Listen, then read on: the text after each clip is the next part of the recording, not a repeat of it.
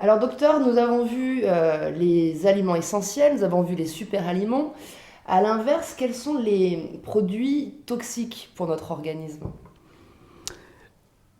Les produits toxiques sont de plus en plus nombreux. Il y a environ 60 000 tonnes de pesticides qui sont déversés sur tout le territoire français. Prenons l'exemple de la France. Et, et n'importe quel produit, il faut y faire attention. Quoi de plus inoffensif qu'une petite fraise? Quoi de plus inoffensif qu'une petite tomate? Et que chaque aliment, nous devons être vigilants. Que ce soit le raisin, le céleri, le poivron. On peut penser aussi à la pêche. Et aussi dans les légumes, nous avons donc, j'ai cité la tomate, mais on peut citer les piments, les pommes de terre, le concombre. Tous ces aliments doivent faire suspecter une intoxication aux pesticides. Pourquoi ça? Parce que on connaît les aliments qui nécessitent des pesticides pour pouvoir pousser. Et on peut calculer ça, le taux de pesticides, par rapport à l'épandage que pratiquent les agriculteurs sur leurs terres. On sait que pour élever des fraises, on ne peut pas laisser ça sans y adjoindre une quantité connue de pesticides. C'est pour ça qu'on peut calculer le tonnage de pesticides qui a été déversé sur la France. Par contre, on sait que la mangue, que l'avocat, que l'aubergine, le brocoli, la patate douce ne nécessitent pas de pesticides. Ils poussent tout simplement.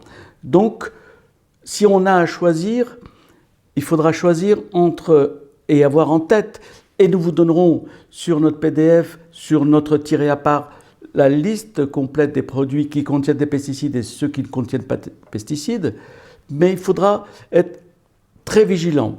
Si par hasard vous vous sentez fatigué, si vous avez des douleurs un peu partout, si vous avez des difficultés à vous concentrer, si vous vous sentez triste ou déprimé, ou une perte d'audition, vous sentez que votre vision est en baisse, il faut absolument que vous soyez vigilant sur le choix de vos produits. J'ai remarqué sur moi-même, que lorsque je prenais de la chlorelle, donc je vous rappelle que la chlorelle est un produit qui nettoie votre intestin et qui largue des vitamines.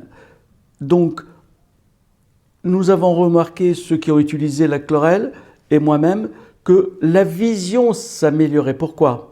Parce que l'absorption des produits toxiques dans l'intestin et l'élimination grâce à la chlorelle permettait un petit peu de revivre.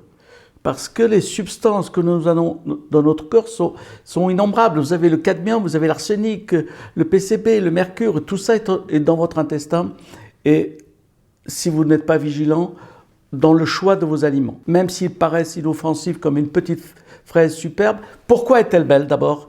Elle est belle parce qu'elle a été, tous les pucerons, tous les petites bestioles qui attaquent la fraise ont été éliminées. Mais comment a-t-elle été éliminée? Ce n'est pas par un petit pinceau que l'agriculteur les a éliminées, c'est en y mettant une dose suffisante de pesticides.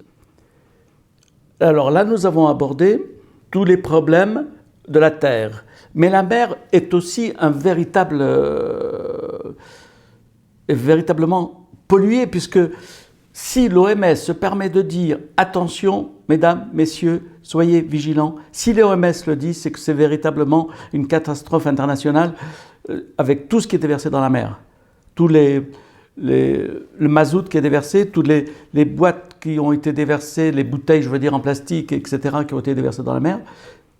Tous les gros poissons ont été contaminés par tous ces déchets. Alors, quel choix devons-nous faire pour les poissons? Les poissons, par exemple, il vaut mieux dans ces cas prendre les petits poissons, parce que les petits poissons n'ont pas eu le temps de s'intoxiquer. Ils sont tout petits, donc ils viennent de naître, et la taille des petits poissons signifie qu'il y a moins de produits toxiques à l'intérieur de la chair.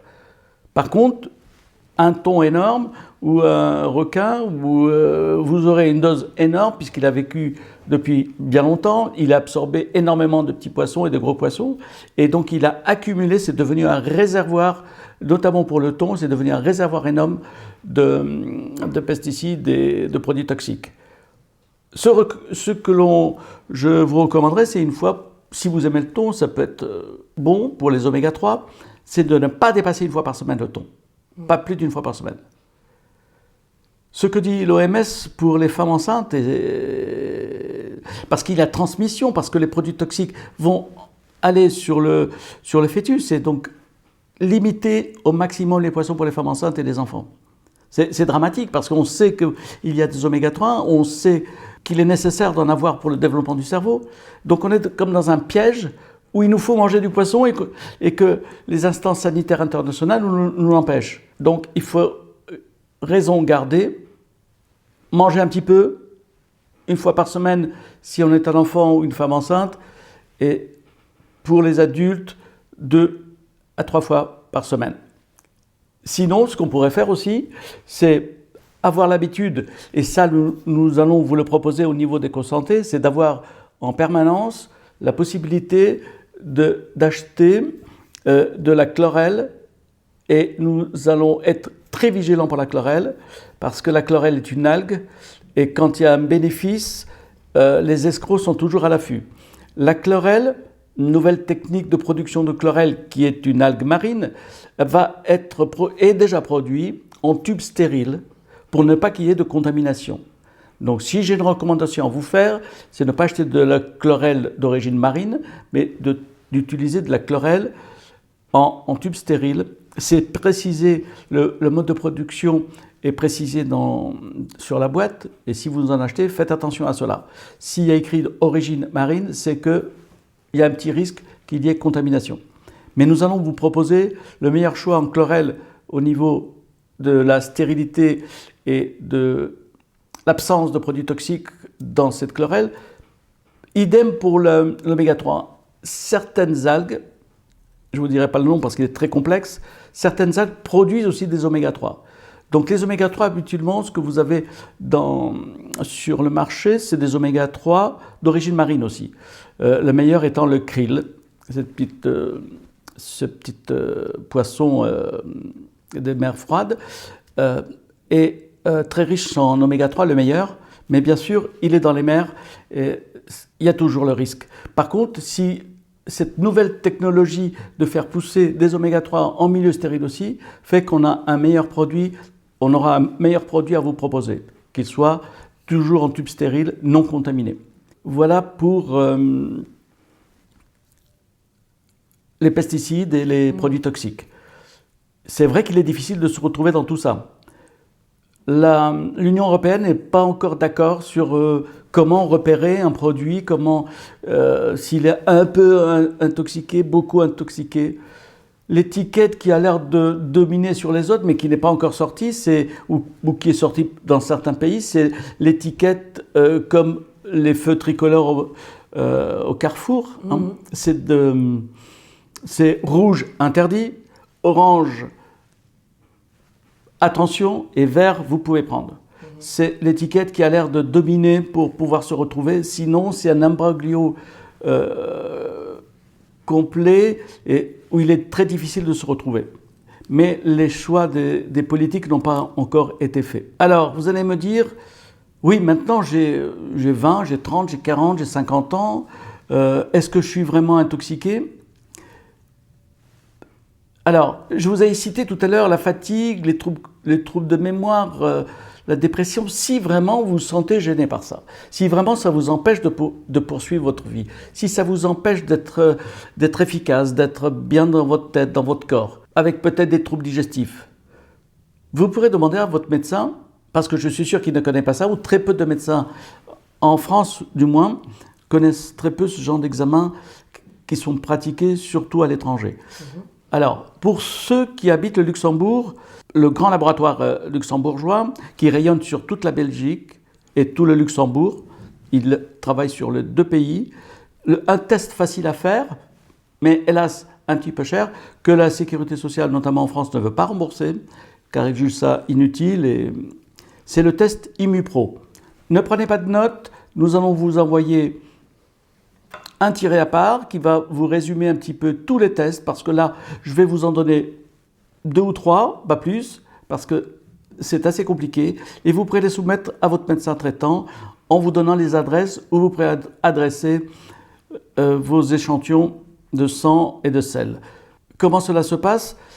Les laboratoires étrangers au Luxembourg, en Belgique, ont l'habitude de recevoir des tubes de France ou d'ailleurs, et qu'ils traitent dans la semaine. Donc, dites-le à votre médecin, il pourra le prescrire. Donc, je répète très rapidement, ne vous inquiétez pas, vous recevrez le nom de tous ces tests. Pour le Luxembourg, vous avez un test qui est très connu là-bas, c'est le test IMUPRO. Pour la Belgique, ils ont plus l'habitude de faire un test sur les 7 qui s'appelle la calprotectine. Calprotectine. Même moi, j'ai des difficultés à le prononcer tellement le nom est complexe. Mais par contre, en France, on arrive à faire, par exemple, ce qu'on appelle un fécalogramme, c'est-à-dire calculer le différentiel entre les selles pour voir si le taux de passage qui se passe au niveau de la membrane est bon ou mauvais. C'est-à-dire, s'il est mauvais, ce test au fécalogramme, s'il est mauvais, c'est-à-dire qu'il y a un obstacle au niveau du passage, et cet obstacle, le plus souvent, est dû aux pesticides et aux produits toxiques.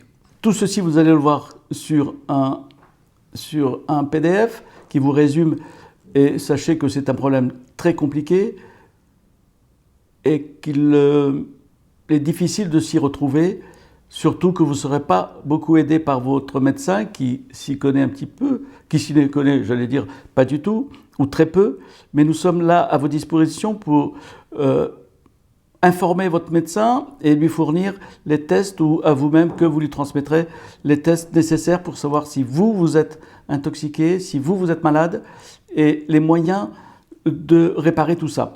Donc les meilleurs moyens, je vous répète, ils sont comme toute intoxication de l'intestin. Nous revenons à ce que nous disions dans les précédents modules, donc le nettoyage et la détoxification de l'intestin par le citron, mais là nous sommes un peu dépassés. Si vous avez un âge, disons, dépassant les 30 ans et que vous avez pris beaucoup, vous adoriez le saumon, je ne reviendrai pas sur le grand scandale du saumon.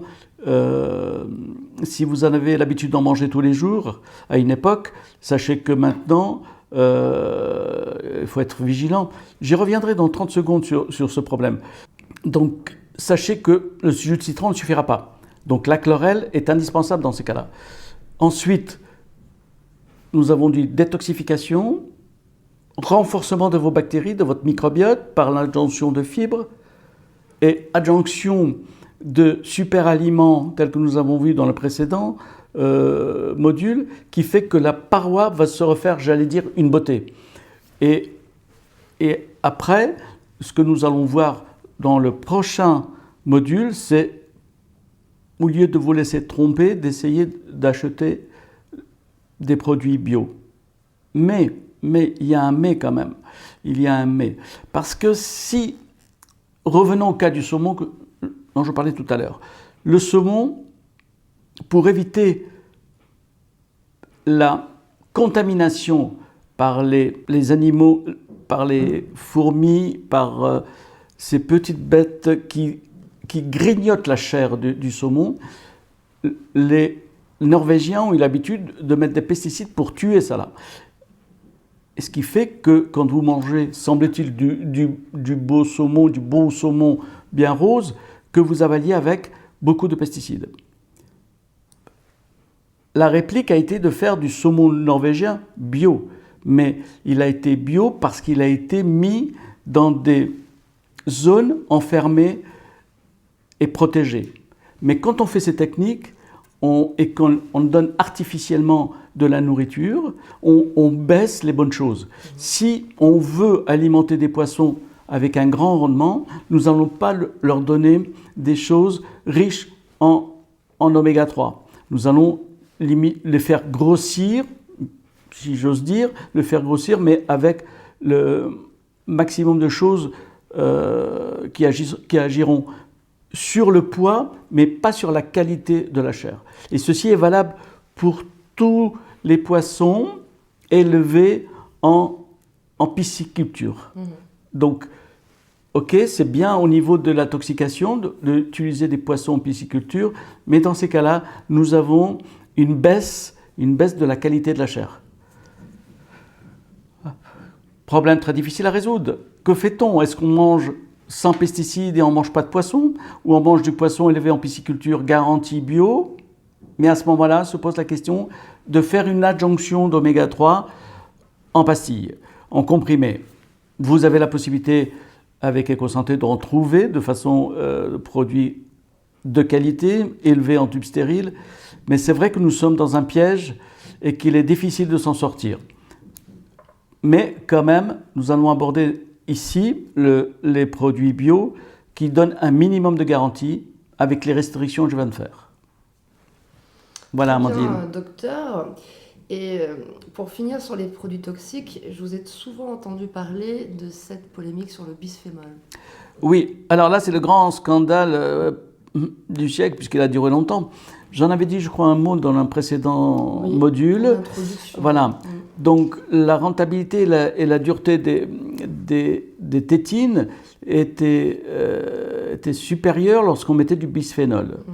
Le bisphénol est un produit hyper toxique. C'est, comme je disais hier dans un précédent module, c'est un véritable marteau-piqueur qui détruit tout sur son passage. Il détruit le mucus, il détruit les bactéries, il détruit les cellules intestinales, les sépare et les détruit à l'intérieur. C'est-à-dire, il les sépare, mais aussi, ceux qui ont été séparés sont aussi sectionnés.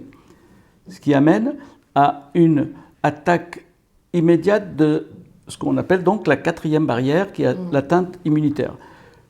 Et avec tous les risques de maladies et des maladies inflammatoires notamment. Ce scandale en France a duré longtemps, puisque les États-Unis nous avaient prévenus il y a plus de 15 ans. Il nous a fallu 8 ou 9 ans pour décider d'interdire le bisphénol, qui n'a pas été interdit dans les boîtes métal. Dans les boîtes métal, les industriels nous ont fait passer le message que le bisphénol qu'ils mettaient dans l'intérieur des boîtes de conserve n'était pas toxique. Mais c'est un leurre, parce que le bisphénol, s'il n'est pas toxique dans la boîte, c'est parce qu'il n'est pas en contact avec un milieu vivant. Mais quand les particules qui sont collées aux légumes ou aux fruits qui sont dans cette boîte vont se transformer dans l'intestin en produits toxiques sous l'influence de l'acidité de l'estomac et sous l'influence des enzymes qui se trouvent dans le tube digestif. Et donc, je répète le conseil que je vous avais donné lors d'un précédent module, c'est à partir de maintenant de n'acheter que des conserves avec bocaux en verre. Voilà, donc c'est une habitude que vous devez prendre, et dans vos placards, vous devez avoir que des bocaux en verre. Et je vous répète que pour être en forme, c'est la prévention et ne pas attendre la dernière minute pour vous reprendre en main, n'est-ce pas, Amandine? Oui, il faut attaquer maintenant. Merci, docteur.